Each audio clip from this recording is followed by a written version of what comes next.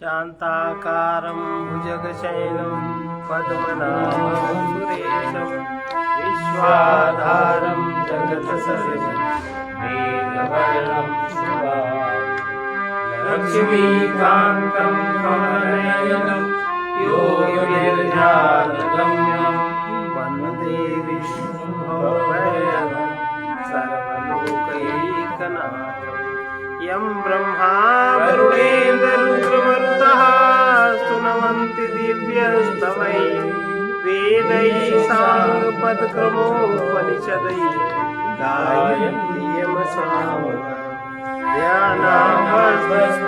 तद्गतेन मनसः पश्यन्ति यमयोगिनो यस्यां तन्न विदुः सुरासुरगणाः देवाय तस्मै। अध्याय 6 चित्रदीप। इस अध्याय का नाम है चित्रदीप। वस्त्र रूप परमात्मा पर अधिष्ठित चित्र रूप जगत। दीप प्रकरण का प्रथम अध्याय चित्रदीप है। इसमें वस्त्र पर बने चित्र के दृष्टांत से परमात्मा पर अधिष्ठित जगत का रूप स्पष्ट किया गया है, इसलिए इसका नाम चित्रदीप है। जैसे दीपक के प्रकाश में चित्र और वस्त्र देखे जाते हैं, वैसे ही ज्ञान के प्रकाश में जगत और परमात्मा का यथार्थ अनुभव होता है। उदाहरण में वस्त्र सत्य है और उस पर चित्रित जगत आभास मात्र है। इसी प्रकार अपनी सत्ता से नित्य विद्यमान सच्चिदानंद स्वरूप परमात्मा सत्य है और उस पर अधिष्ठित माया रूप जगत आभास मात्र है। इसके अतिरिक्त चित्र रचना की 4 अवस्थाएं हैं। पहला स्वच्छ वस्त्र, दूसरा घटित वस्त्र, तीसरा लांछित वस्त्र, चित्र की रूपरेखा और रंजित विविध रंगों से रंगा हुआ चित्र। इस प्रकार ब्रह्म से जगत रचना तक 4 अवस्थाएं हैं। चित अंतर्यामी, सूत्रात्मा और विराट। अध्यारोप और अपवाद विधि से इन पर विचार करने से निरुपाधिक परमात्मा चैतन्य स्वतः प्रकाशित होता है। इसलिए सर्वप्रथम चित्र का दृष्टांत प्रस्तुत करते हैं। चित्र और चेतना की अवस्थाएं। यथा चित्रपटे दृश्यम अवस्थानां चतुष्टयम् परमात्मनि विज्ञेयम् तथावस्था चतुष्टयम्। जैसे चित्रपट में 4 अवस्थाएं दिखाई देती हैं, वैसे ही परमात्मा में 4 अवस्थाएं समझनी चाहिए। जिस कपड़े पर चित्र बना है वो चित्रपट है। चित्र बनने के पूर्व वो वस्त्र मात्र था। वो वस्त्र रंगों के संयोग से 4 अवस्थाएं पार करता हुआ नाना रंगों वाले चित्र का रूप धारण करता है। वस्त्र और चित्र दोनों हमारे सामने हैं। इसमें पहला आधार है और दूसरा आधेय है। एक नित्य है, दूसरा अनित्य है। एक सत्य है, दूसरा आभास मात्र है। इसी प्रकार परमात्मा और जगत का संबंध भी है। अधिष्ठान रूप परमात्मा पर ही जगत आश्रित है। एक नित्य सत्य है और दूसरा अनित्य आभास है। पट से चित्र बनने तक 4 अवस्थाओं का वर्णन आगे करते हैं। यथा धौतो घट्टितश्च लांछितो रंजिता पटः चिदंतरयामी सूत्रात्मा विराट चात्मा तथेर्यते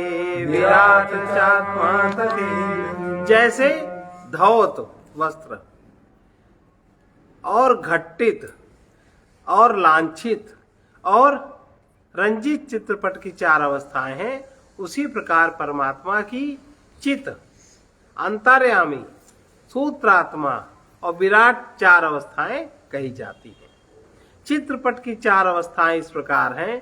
पहले साफ धुला हुआ वस्त्र है, उस पर माड़ी या कलफ लगाकर उसे चिकना करते हैं। ये वस्त्र की दूसरी अवस्था है। फिर उस पर काले रंग से चित्र की रूपरेखा बनाते हैं। ये तीसरी अवस्था है। उस चित्र में अब विविध रंग यथावत भरे जाते हैं। अब पूरा वस्त्र तैयार हुआ। यह चित्रपट की चौथी अवस्था है। इसी प्रकार परमात्मा की चार अवस्थाएं हैं। पहले शुद्ध चेतन स्वरूप परमात्मा है, वो माया की उपाधि से अंतर्यामी हुआ, यह दूसरी अवस्था है।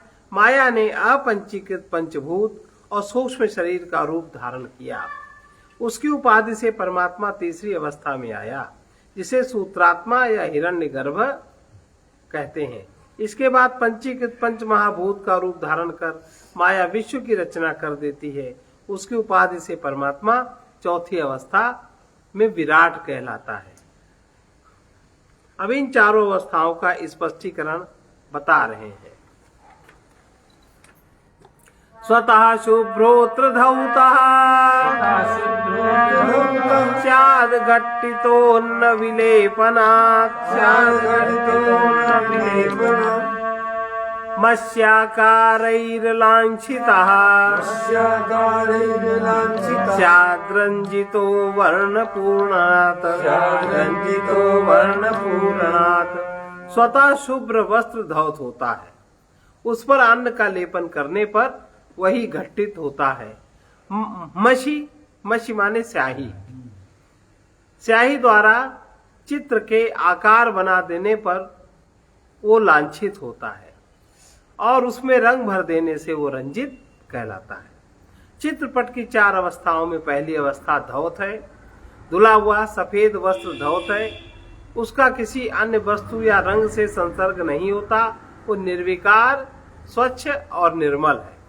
इस पर चावल, सुपारी या किसी अन्य सफेद चिकनी वस्तु का माड़ चढ़ाया जाता है, इससे वस्त्र कुछ चिकना और कड़ा हो जाता है, उस पर चित्र सुगमता से बन सकता है। यह वस्त्र की दूसरी अवस्था है, इसे घटित या घुटा हुआ वस्त्र कहते हैं। घटित वस्त्र पर काले रंग या पेंसिल से चित्र की रूपरेखा बनाई जाती है। भूमि, नदी, पर्वत, आकाश, वृक्ष, पशु, मनुष्य आदि आकृतियां यथा स्थान बना दी जाती हैं। यह वस्त्र की तीसरी अवस्था है। इस सादी आकृति को लांछित कहते हैं। यह चित्रपट की तीसरी अवस्था कहलाती है। चित्र की इन आकृतियों में लाल, पीले, नीले रंग भर दिए जाते हैं। आकाश को नीला दिखाने के लिए नीले रंग से, पर्वत को कत्थई दिखाने के लिए कत्थई रंग से, भूमि को हरे रंग से, गाय को घोरे रंग से रंग दिया जाता है। रंग देने से हर वस्तु अपने रूप में स्पष्ट दिखाई देती है। यह चित्रपट की चौथी अवस्था रंजित कहलाती है। जैसे चित्र की ये चार अवस्थाएं हैं, उसी प्रकार परमात्मा की अवस्थाओं का वर्णन अगले श्लोक में करते हैं। स्वतश्चिदंतर्यामी तु मायावी सूक्ष्म सृष्टितः सूत्रात्मा स्थूल सृष्टैव विराडित्युच्यते परः। स्वतः तो परमात्मा चित है, माया के संबंध से वो अंतर्यामी है। स्थूल सृष्टि के साथ वो सूत्रात्मा कहलाता है और स्थूल सृष्टि की उपाधि से वो विराट कहलाता है। सूक्ष्म सृष्टि के साथ उसको सूत्रात्मा कहलाता है और स्थूल सृष्टि की उपाधि से वो विराट कहलाता है। परमात्मा की चार अवस्थाएं किस कारण है, वो इस श्लोक में बताते हैं। माया और उसके कार्यों से रहित शुद्ध निर्विकार असंग परमात्मा चित है। इस अवस्था में माया अव्यक्त है, इसलिए चित परमात्मा का निरुपाधिक रूप है। माया व्यक्त होने पर उस माया की उपाधि से परमात्मा अंतर्यामी कहलाता है। माया का अधिष्ठान बनकर वो माया का नियमन करता है, इसलिए उसका नाम अंतर्यामी हुआ। यह माया व्यक्त तीन गुणों के सम्मिश्रण से अपंचीकृत पंच महाभूतों की रचना करती है। उसके सत्वांश से ज्ञानेंद्रियां और अंतःकरण उत्पन्न होते हैं। उन्हीं के रजसांश से पांच प्राण, पांच कर्मेंद्रियां उत्पन्न होती हैं। इन्हीं का समुच्चय सूक्ष्म शरीर है। इसकी उपाधि से परमात्मा सूत्रात्मा या हिरण्यगर्भ कहलाता है। तमस प्रधान अपंचीकृत पंच महाभूतों का पंचीकरण होने पर स्थूल पंच महाभूत उत्पन्न होते हैं। इनसे ब्रह्मांड बनता है। उसमें भुवन, भोग्य पदार्थ, भोगाश्रय की उत्पत्ति होती है। इनकी उपाधि से परमात्मा विराट या वैश्वानर कहलाता है। अब चित्रपट और जगत की वस्तुओं में समानता। चित्रपट की चौथी अवस्था में चित्र की नाना वस्तुएं दिखाई देने लगती हैं। इसी प्रकार परमात्मा की चौथी अवस्था में जगत की रचना उपलब्ध होती है। चित्र और जगत की रचना में समानता दिखाते हैं। ब्रह्माद्याः स्तंभ पर्यंता प्राणिनोत्र जडापि उत्तमाधम भावेन वर्तन्ते पटचित्रवत। ब्रह्मा जी से आरंभ कर तृण पर्यंत चेतन तथा जड़ पदार्थ भी उत्तम और अधम भाव से पट पर खींचे चित्र के समान परमात्मा में रहते हैं। वस्त्र के ऊपर बने चित्र में पर्वत, नदी, भूमि, मकान, सड़कें आदि जड़ पदार्थ हैं और देवता, मनुष्य, पशु, पक्षी, वृक्ष आदि चेतन प्राणी भी होते हैं। इसी प्रकार परमात्मा में निर्मित जगत में भी जड़ चेतन सभी सृष्टि है।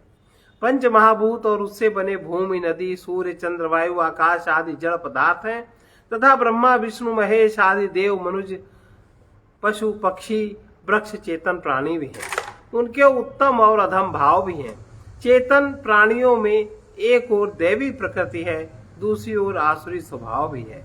भला बुरा, दिन रात, विष अमृत सभी प्रकार की रचना इस जगत में दिखाई देती है। इसलिए चित्र और जगत में साम्य है। परमात्मा चेतन स्वरूप है और जगत के प्राणी भी चेतन है। इन दोनों की चेतना में अंतर क्या है उसको बता रहे हैं। चित्रार्पित मनुष्याणाम वस्त्राभासा पृथक पृथक चित्राधारेण वस्त्रेण सादृशा इव कल्पिताः। चित्र पर बने हुए मनुष्य पृथक पृथक वस्त्र पहने हुए दिखाई देते हैं। चित्र के आधार स्वरूप वस्त्र के समान ये सब कल्पित हैं। एक वस्त्र तो वो है जिस पर चित्र बना, वो असली वस्त्र है, और दूसरा वो वस्त्र है जो चित्र में बने मनुष्य पहने हैं। वस्त्र दोनों ही हैं, किंतु एक वास्तविक वस्त्र है और दूसरा वस्त्र का आभास मात्र है। चित्र का अधिष्ठान एक वस्त्र है। चित्र पर बने जितने मनुष्य हैं वे सब अलग अलग वस्त्र पहने हैं, वे सब एक ही वस्त्र नहीं धारण किए हैं। इसी प्रकार परमात्मा की चेतना वास्तविक है, किंतु जगत के विविध प्राणियों की चेतना कल्पित और पृथक पृथक है। पृथक पृथक चिदाभासा चैतन्याध्यस्त देहिनाम कल्पयन्ते जीवनामानो बहुधा संसरन्त्यमी। परमात्म चैतन्य पर अध्यस्त शरीरधारी प्राणियों में जो चैतन्य है वो पृथक पृथक है और आभास मात्र है। इस कल्पित चिदाभास का नाम जीव है और इसी का अनेक प्रकार से संसरण होता है। तात्पर्य यह है, परमात्मा की चेतना सत्य है और परमात्मा पर अधिष्ठित जगत में जड़ और चेतन दोनों प्रकार की सृष्टि है। चेतन सृष्टि में ब्रह्मा से स्तंभ पर्यंत अनेक कोटि के प्राणी हैं। इन सब में चेतना है। यह चेतना आभास मात्र है, इसलिए इसे चिदाभास कहते हैं। और द्वैत विवेक अध्याय के श्लोक 11 में जीव की परिभाषा दी गई। वहां जीव की चेतना को चित छाया कहा गया। इसका भी यही अभिप्राय है कि सृष्टि के अंदर जीवों की विभक्त चेतना चित छाया या चिदाभास मात्र है। केवल परमात्मा की चेतना ही यथार्थ और सत्य है। जन्म मृत्यु का चक्र और कर्म का बंधन जीवों के लिए ही है। परमात्मा इस बंधन में नहीं पड़ता, वो अभिकारी है। वस्त्राभासस्थितान् वर्णान् यद्वादाधार वस्त्रगान् वदन्त्यज्ञास्तथा जीवा संसारं चिदगतं विदुः। जैसे चित्र पर बने वस्त्राभास के रंगों को अज्ञानी लोग आधार वस्त्र के रंग मान लेते हैं। जीव को ही कहते हैं मैं ही साक्षी हूँ, मैं ही आत्मा हूँ, ऐसे कहते हैं ना लोग। तो ये अज्ञानियों की भाषा है। चित्र में बने वस्त्राभास के रंगों को अज्ञानी लोग आधार वस्त्र के रंग मान लेते हैं, वैसे ही जीव का संसार भी अज्ञान से परमात्मा की चेतना का संसार समझा जाता है। वस्त्र और उस पर बने चित्र में मनुष्यों द्वारा पहने गए वस्त्र में तात्विक भेद है और मनुष्यों के वस्त्राभास में अनेक रंग दिखाई देते हैं। कोई लाल कुर्ता पहने है, कोई नीला कुर्ता पहने है, ये सब रंग वस्त्राभास के ही हैं, आधार वस्त्र के ये रंग नहीं है। किंतु कुछ लोग अज्ञान के कारण इन्हें ही आधार वस्त्र के रंग मान लेते हैं। इसी प्रकार जन्म मरण रूप संसार चिदाभास में ही है। यही कारण है कि सूक्ष्म शरीरों की उपाधि लेकर एक शरीर से दूसरे शरीर में जाता है और सुख दुख भोगता है। किंतु अज्ञानी लोग सत्स्वरूप चेतना में जन्म मरण का दोष समझते हैं। आत्मा नित्य मुक्त है। शरीर के जन्म मरण या मन के सुख दुख से आत्मा असंग है। न्याय आदि दर्शनों में जब आत्मा को सुखी दुखी या जन्मने मरने वाला माना जाता है तो वहां वे चिदाभास जीव के लिए आत्मा शब्द का प्रयोग करते हैं। इस प्रकार प्रायः शब्द के अनुचित प्रयोग से भ्रांतियां उत्पन्न होती हैं। उन भ्रांतियों से सावधान रहना चाहिए। एक प्रश्न ये भी आता है कि जब जड़ चेतन स्वरूप परमात्मा से ही सब कुछ उत्पन्न हुआ है और वही सर्वाधिष्ठान है तो जड़ वस्तुओं में चेतना का अनुभव क्यों नहीं होता? इसका समाधान करते हैं। चित्रस्थ पर्वतादीनां वस्त्राभासो न लिख्यते षष्ठीस्थक मृत्तिकादीनां चिदाभासस्तथा नहीं। जैसे चित्र में बने पर्वत आदि में वस्त्र का आभास देखने में नहीं आता, पर्वत आदि में कोई वस्त्र नहीं है, वैसे ही षष्ठी में स्थित मिट्टी आदि में भी चिदाभास दिखाई नहीं देता। वस्त्र पर बने चित्र में बने मनुष्यों को ही वस्त्राभास की आवश्यकता है, इसलिए केवल मनुष्य ही वस्त्र पहने दिखाई देते हैं। नदी पर्वत आदि पर वस्त्रों की रचना नहीं की जा सकती। इसी प्रकार जगत में देव मनुष्य आदि प्राणियों को अपने कर्मों का फल भोगना होता है, इसलिए उन्हीं को चिदाभास की आवश्यकता होती है। नदी पर्वत आदि को चिदाभास की न आवश्यकता है और ना ही उसकी कल्पना की गई। अब ये अविद्या की निवृत्ति किस प्रकार होती है? अविद्या की निवृत्ति विद्या से होती है। संसारः परमार्थोऽयम् संलग्नः स्वात्मवस्तुनि इति भ्रान्तिरविद्या स्यात् विद्यैषा निवर्तते। ये संसार जो हमें दिखाई देता है परमार्थ है। ये संसार ही परमार्थ है और वो अपने आत्म स्वरूप में संलग्न है। ये भ्रांति ही अविद्या है। विद्या से इसकी निवृत्ति होती है। ये संसार परमार्थ है। अधिकतर लोगों का यही मत है, ये जो संसार है यही परमार्थ है और वो अपने आत्म स्वरूप में संलग्न है। यह भ्रांति ही अविद्या है। विद्या से इसकी निवृत्ति होती है। चित्रपट के दृष्टांत से यह स्पष्ट हो गया कि आत्मा और चिदाभास में भेद है। कर्म और उसका फलभोग रूप संसार का संबंध चिदाभास से ही है और वही इसका भोगता है। आत्मा न करता है न भोगता है। संसार में उसका कोई संबंध नहीं है, किंतु अविद्या के प्रभाव में इसके विपरीत धारणा उत्पन्न होती है। मनुष्य यह समझता है कि आत्मा ही कर्ता भोक्ता और संसार के बंधन में है।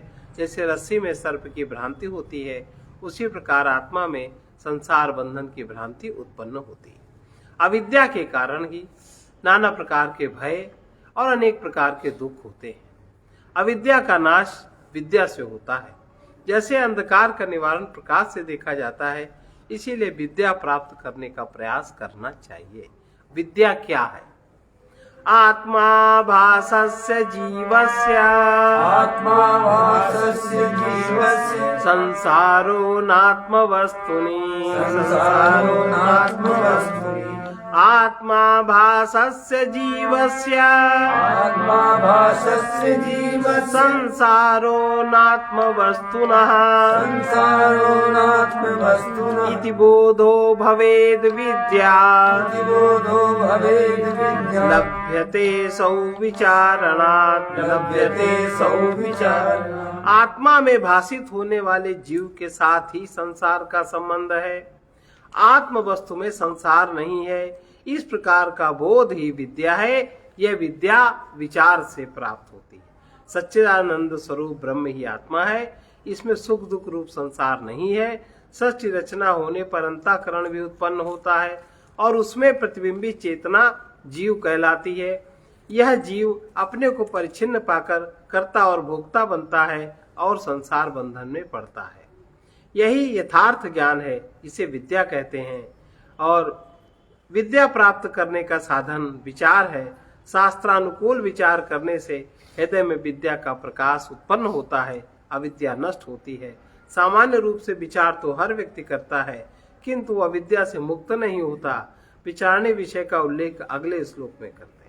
सदा विचारे तस्मात् जगज्जीव परात्मनः जीव भाव जगद भावे जीव भाव जगद बाधे स्वात्मैव शिष्यते। इसलिए जगत जीव और परमात्मा के विषय में विचार सदा करना चाहिए। जीव भाव जगत भाव का नाश होने पर अपना आत्म स्वरूप ही शेष रह जाता है। अविद्या के जाल से छूटने के लिए सदा विचार करना चाहिए। विचार का विषय क्या हो? जगत, जीव और परमात्मा। यदि किसी व्यक्ति को रस्सी में सर्प की भ्रांति है तो उसे यही राय दी जाएगी कि दीपक के प्रकाश में उसे देखे और पर्याप्त प्रकाश में रस्सी स्पष्ट दिखाई देगी और सर्प का बाध हो जाएगा। इसी प्रकार विचार के प्रकाश में जगत भाव जीव भाव का नाश हो जाता है। अविचार की अवस्था में ही जगत सत्य प्रतीत होता है और अंतःकरण का चिदाभास ही अपना आत्मस्वरूप प्रतीत होता है। ना प्रतीतस्तयोर्बाधा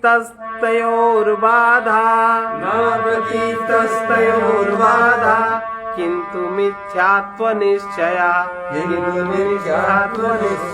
नो चेत् सुषुप्ति मूर्छादौ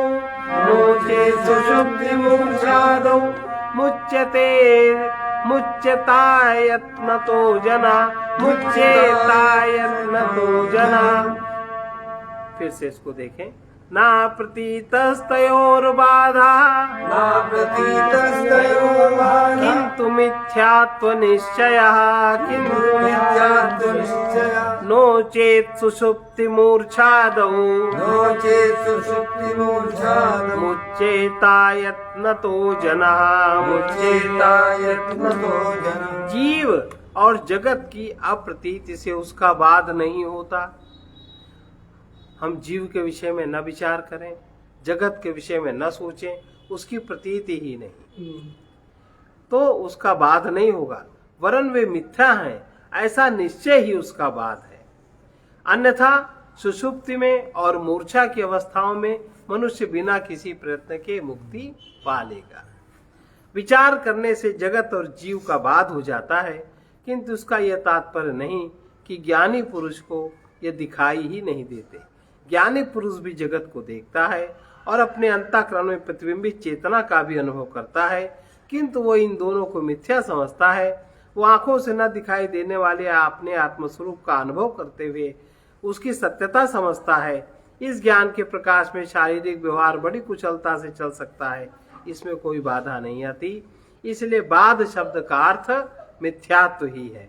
बाध का अर्थ स्वरूपता नाश या अप्रतीति नहीं है। ज्ञान के प्रकाश में जगत या जीव का विनाश नहीं होता। ज्ञान से जगत की कोई वस्तु उत्पन्न या नष्ट नहीं होती। ज्ञान का काम केवल यही है कि वो जो वस्तु जैसी है वैसी ही दिखा देता है। ज्ञान में सत्य वस्तु सत्य दिखाई देती है और मिथ्या वस्तु मिथ्या दिखाई देती है।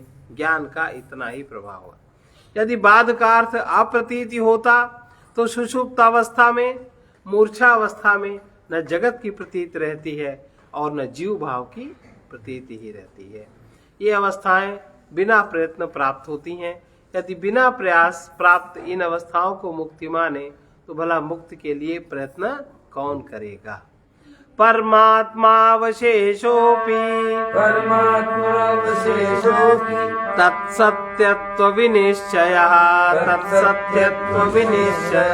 ना जगद्विस्मृतिर्नो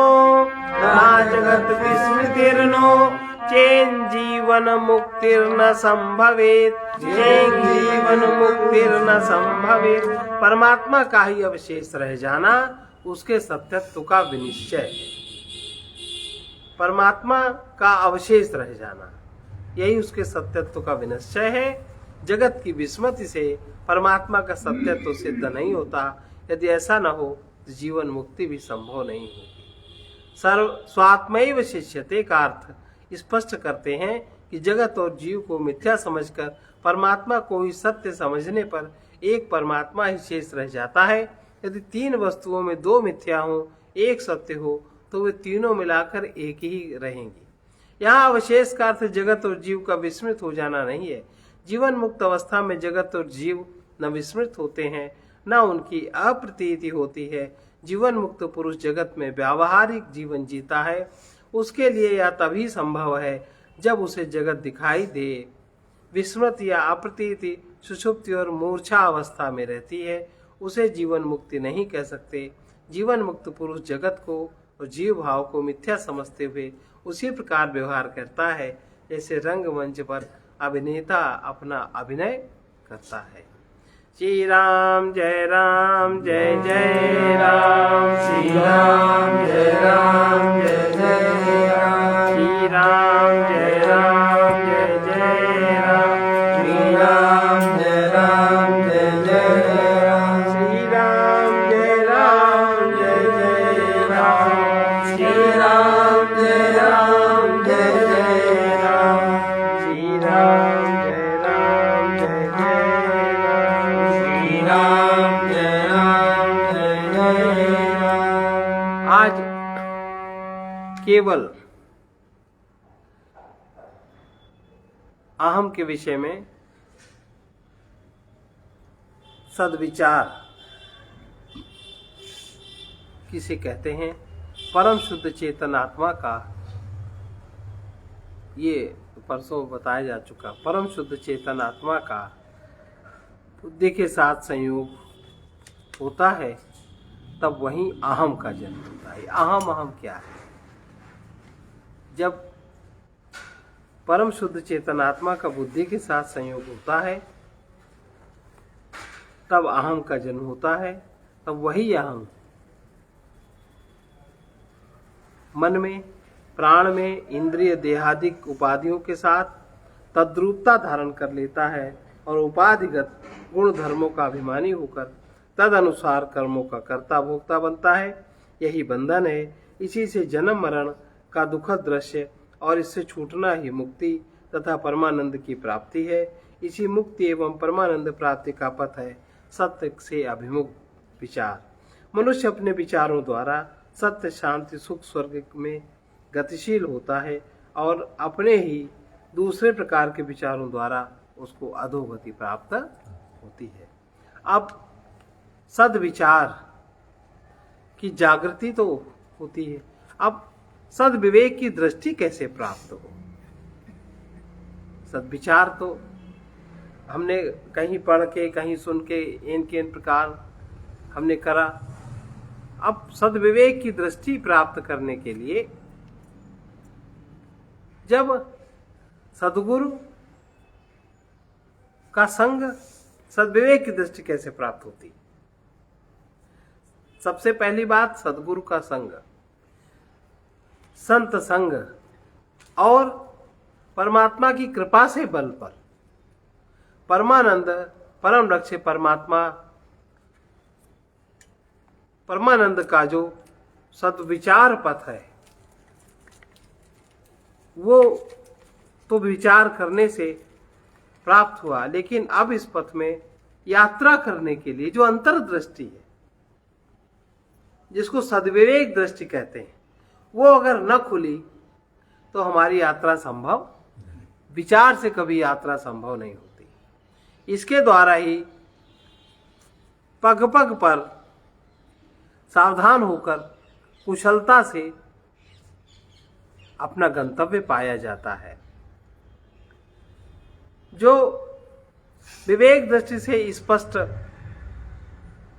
देखते हैं वे परम लक्ष्य की प्राप्ति के लिए निरंतर उत्साह से तत्पर होकर साहस के साथ सतत प्रयत्न द्वारा धैर्य पूर्वक जन समूह का त्याग कर एकांत में रहते हुए निश्चय ज्ञान के आधार पर अपने परम लक्ष्य की ओर अनायास ही सिद्धि लाभ करते हैं और अपनी किसी भी प्रकार की सफलता के लिए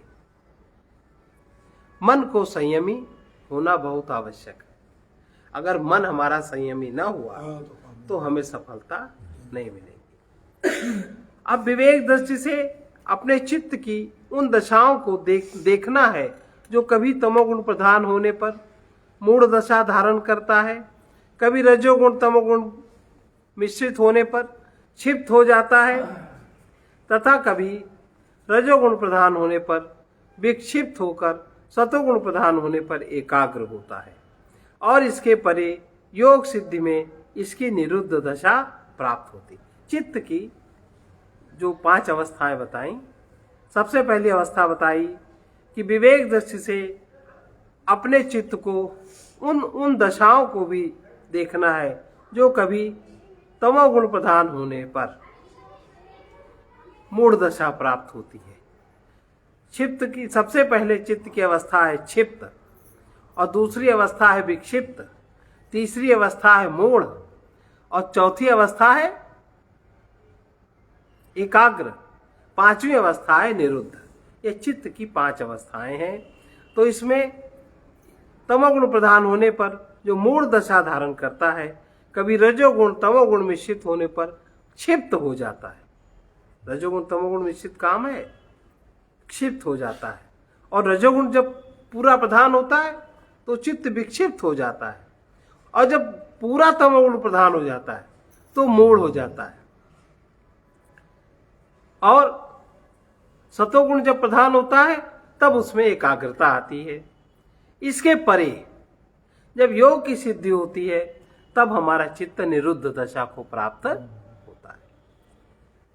उपरोक्त चित्त वृत्ति की अवस्थाओं के साथ अपनी मानसिक शक्तियों को भी समझना चाहिए। सबसे पहले साधना के क्षेत्र में चलने पर सबसे पहला जो गुण है चित्त का वो श्रद्धा। फिर दूसरा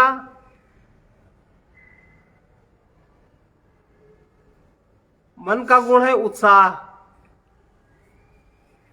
तीसरा बुद्धि का गुण है स्मृति। फिर चौथा समाधि और पांचवा प्रज्ञा। ये क्षिप्त विक्षिप्त मूढ़ एकाग्र और निरुद्ध जो 5 प्रकार की दशाएं हैं, 5 प्रकार की इन दशाओं को संयमित करने के लिए, इनमें विजयी होने के लिए सबसे पहले श्रद्धा, दूसरा उत्साह, तीसरा स्मृति, चौथा समाधि और पांचवा प्रज्ञा। प्रज्ञा माने निरोध, प्रज्ञा माने निरोध और समाधि माने एकाग्रता और विक्षिप्त माने स्मृति, मूढ़ माने स्मृति और विक्षिप्त माने विक्षिप्त दशा समाप्त होगी उत्साह से और जो क्षिप्त दशा है समाप्त होगी श्रद्धा से। ठीक है। इन 5 शक्तियों को लेकर मन व्यवहार करता है जब श्रद्धा अधिक होती है और जब प्रज्ञा मंद होती है।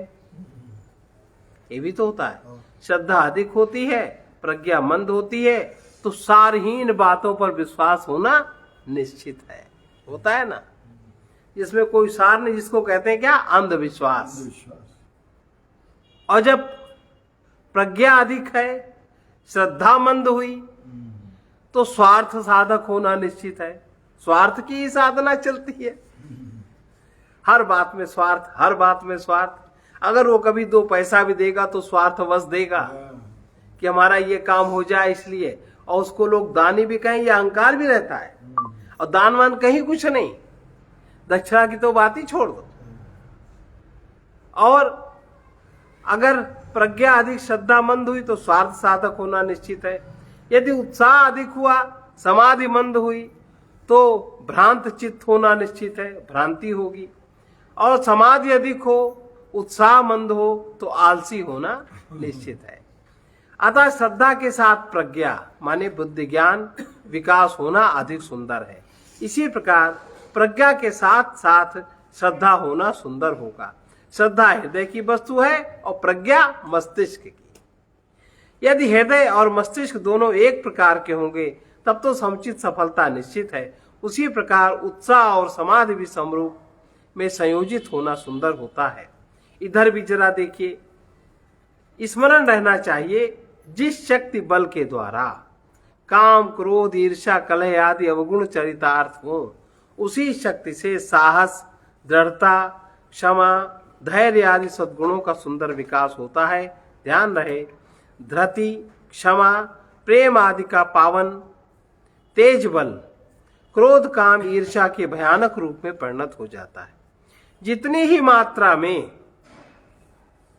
अपने क्षुद्र अहं की स्वार्थपरता में संयम होगा, उतनी ही महानता का दर्शन व्यक्तित्व में होता जाएगा।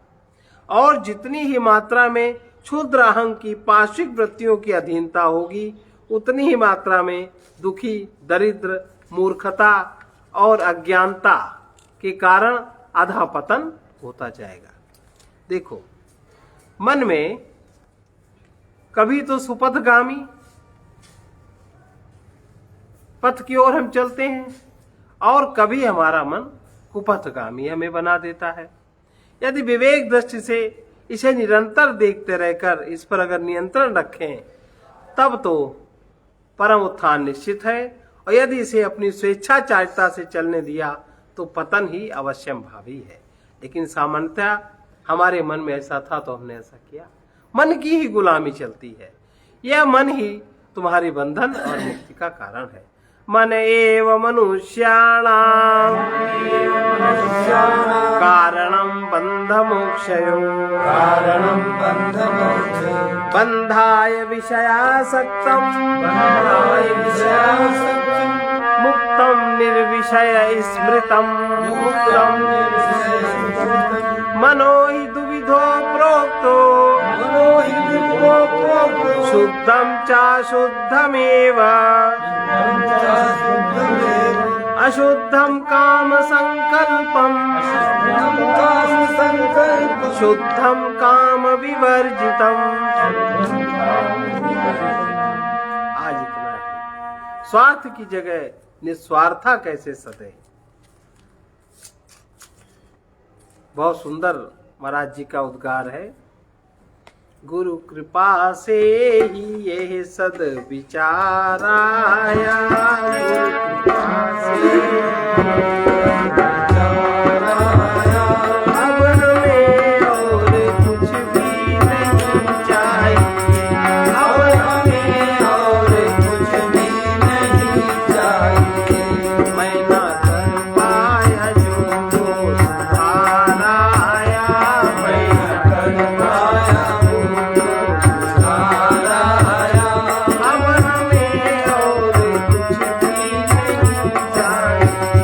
अब हमें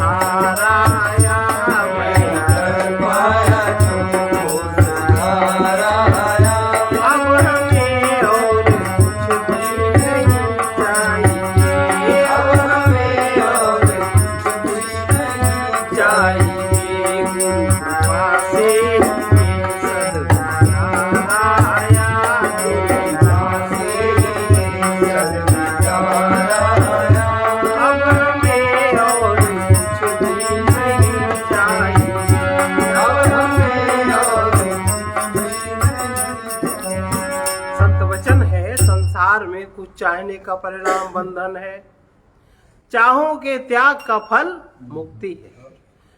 जिसने चाह का त्याग किया उसे सभी चाहते हैं, अचाह में ही शांति है। सर्वे भवन्तु सुखिनः सर्वे सन्तु निरामयाः सर्वे भद्राणि पश्यन्तु पश्यन्तु मा कश्चित् दुःखभाग् भवेत्। मा कश्चित् दुःखभाग् भवेत्। ॐ पूर्णमदः पूर्णमिदं पूर्णात् पूर्णमुदच्यते पूर्णस्य पूर्णमादाय पूर्णमेवावशिष्यते। ॐ शान्ति शान्ति शान्तिः सर्वारिष्ट शान्तिर्भवतु।